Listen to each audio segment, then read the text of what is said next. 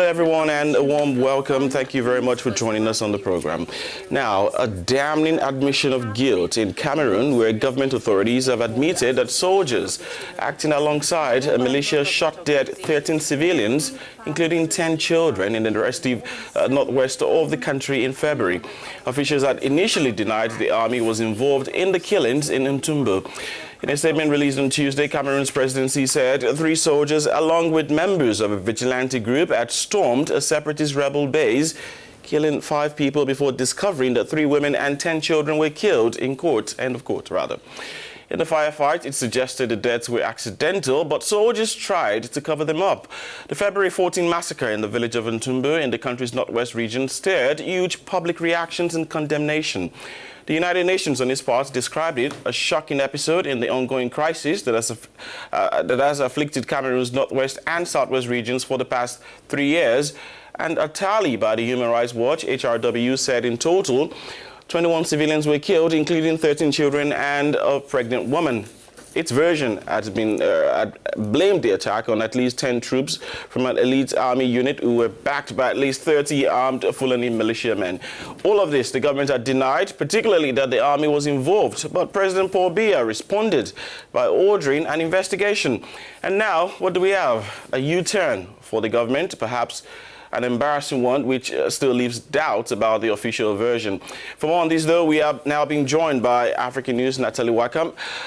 Natalie, we would obviously have loved to have you here in the studio, but indeed not a very easy one, especially during this coronavirus times. But this is some new twist to the February massacre in Cameroon. Tell us, what more do you know?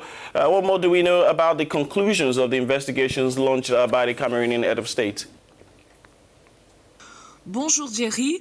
Hello, Jerry. Firstly, note that the communique issued by the Secretary General at the Presidency of the Republic, Ferdinand Gongo, specified the reasons that led soldiers to the village of Ngarbuh on the day of the tragedy. It said that the village had become, according to the Commission, a host center for the separatists and a center for supply of weapons. On the basis of this information, a small group of the army, accompanied by 4 members of a local militia, went to the village to neutralize the secessionists. An exchange of gunfire later took place, resulting in civilian casualties, 3 women and 10 children. The panic-stricken Cameroonian soldiers and militiamen then set fire to cover up their blunder, and these findings led to the reopening of legal proceedings against the soldiers concerned, which has already been made available to the Ministry of Justice, and the fugitive militiamen are currently being sought.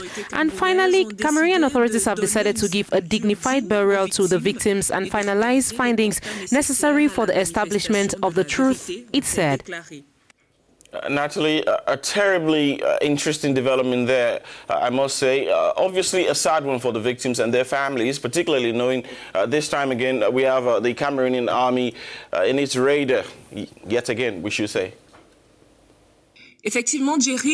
Indeed, Jerry, it is worth pointing out that every time the army has been accused of misconduct or extrajudicial executions, many Cameroonian authorities have gone to great lengths to accuse international and local non-governmental organizations and even some private media of indicting the so-called professional army. In the case of Ngarbuh, for example, the Minister of Communication, René Emmanuel Sadi, called the Human Rights Watch report totally unfounded and biased.